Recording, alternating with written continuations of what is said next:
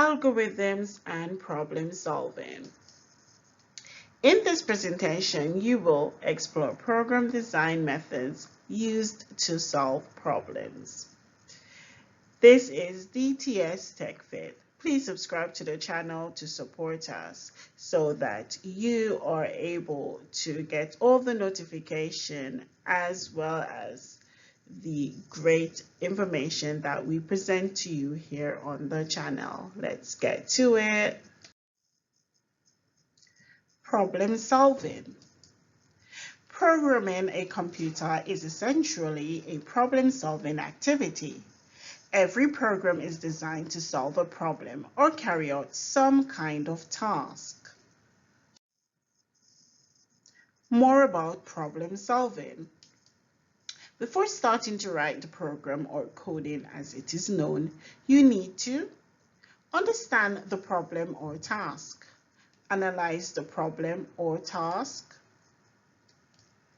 design a solution to the problem or task. Specification requirements. The first phase is to make sure you understand what the problem is that you are trying to solve. What are the requirements of the program? And on here you can see the user and the developer. The specification. These are very important. So you have your requirements, up to 5 requirements. 1, 2, 3, 4, 5 requirements. The specification requirements are developed by understanding the problem and communicating with the user of the program. The specification requirements should be agreed with the user before starting the design phase. Specification requirements. The specification is a clear, detailed description of what the program will be designed to do, including a statement of the problem, who the users are, any constraints, input data, functions, output data, hardware requirements, analysis and design. So as you can see, this is a layout of how the different tasks are connected. You can see here you get the empty box. You have your pack box, load parts, dispatch box. So you need to now instruct the program how these processes and tasks should be completed. One method for developing a program as a solution to a problem is to use the top-down approach. Start by breaking down the problem into smaller parts where each part performs a specific task.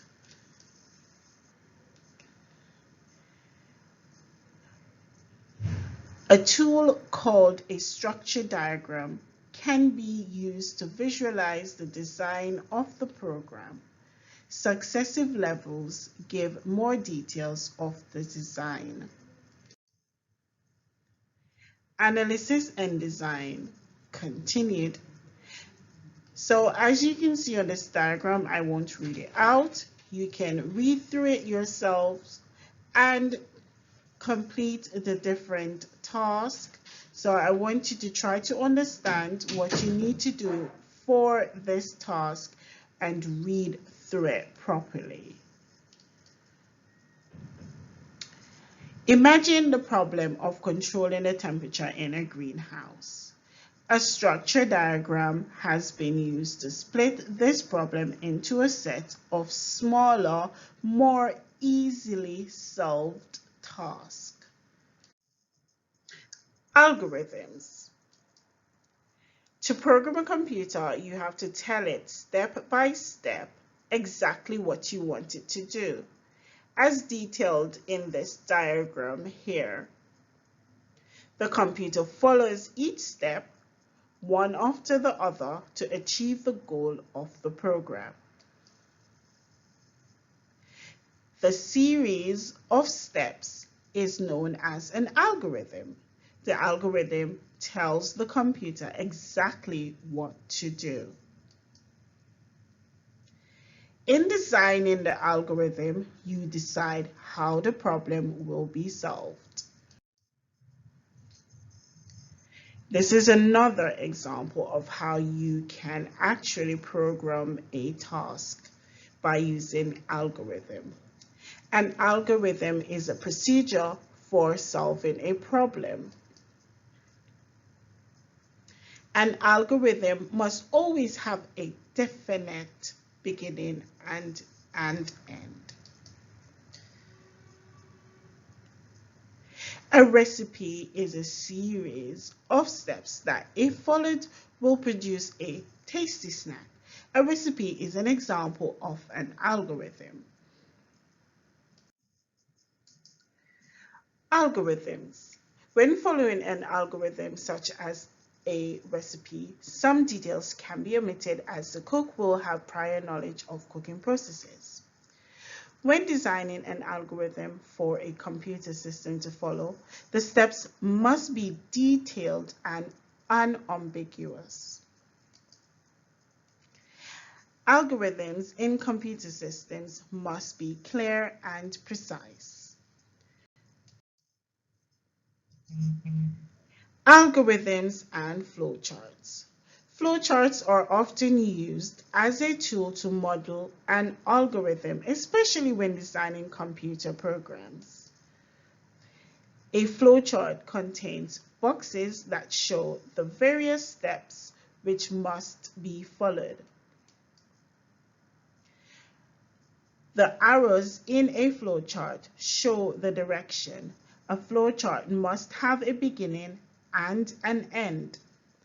As you can see here displayed, you have your start, you have fill saucepan, and you can see where the arrows are connected in different sections of the flowchart in order for the computer to execute this task effectively.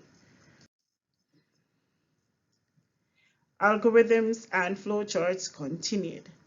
The shapes used to create a flowchart have specific meanings. For example, start or end. As you can see displayed here, start in the yellow here at the top and end in the yellow here at the bottom. Input or output. So these are displayed here as well. You have your start, then you have input, yes, and then you have output here also. Processes. So your processes are here. So just follow the instructions of how the diagram are set up, and once you know the different meaning of each task box or diagram, you should be able to follow it. We will also discuss this in class, so not to worry if you don't understand it so much. So you can see, you see here the diamond isn't actually, that's when you're making a decision. This triangular indicates processes, and input and output are quite similar. And let's continue. Algorithms and flowcharts. Continued. This is an algorithm shown in the form of a flowchart. The purpose of the algorithm is to ask a user to enter a correct username and password. The steps of the algorithm can be traced using the flowchart. And I will just leave it on here to run for a few minutes so you can have a look at how the tasks are connected.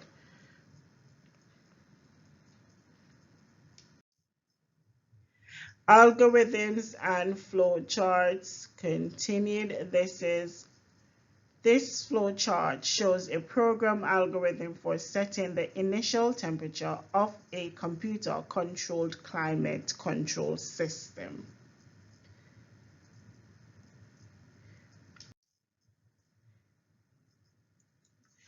After designing an algorithm, it is important to test it with some input data. As you can see, where the yellow arrows are, that's how it's processed here. This simple algorithm calculates the force of gravity on an object located on the Earth or the Moon.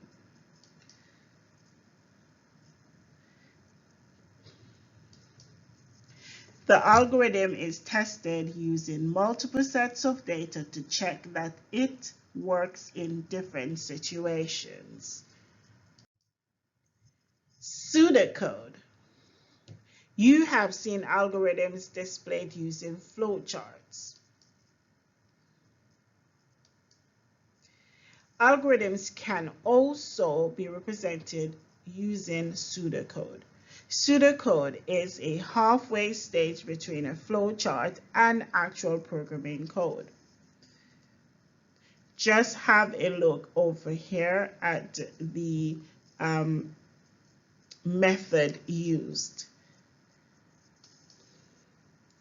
Pseudocodes use the same structure as a programming language, but statements are written in simple English. So as you can see here, set length equal input length, set width equal input width, set parameter equal 2 times length plus 2 times width, print parameter, and this is how it's displayed here.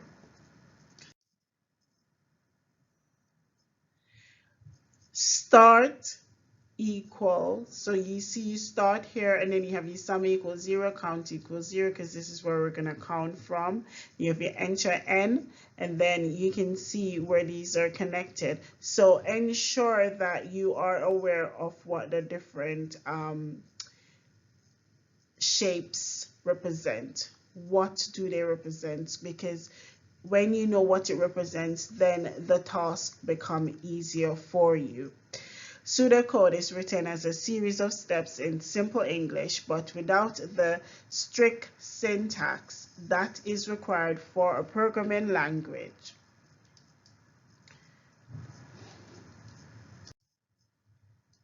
Problem solving. Working through these steps will help you develop programming solutions to problems. Write a clear specification. Break the problem into smaller parts. Develop an algorithm in the form of a flowchart. Write pseudocode. Once you have written an algorithm as a pseudocode, you can use this structure to code a solution. Which one of these flowchart symbols is used to show where decision has to be made?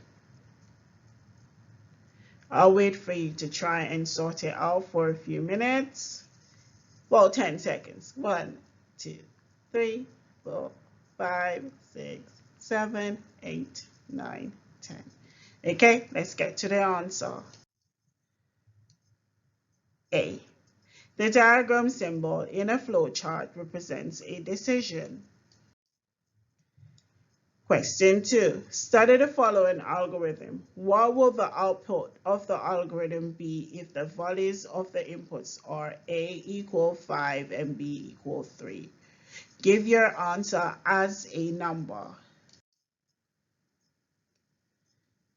The algorithm multiplies A by itself, B plus 1 times. So as you can see, A to the times B plus 1. Summary. So this is the summary. We are at the end of the presentation. In this presentation, you have identified the importance of a clear specification, recognize how an algorithm can be represented as a flowchart and a pseudocode,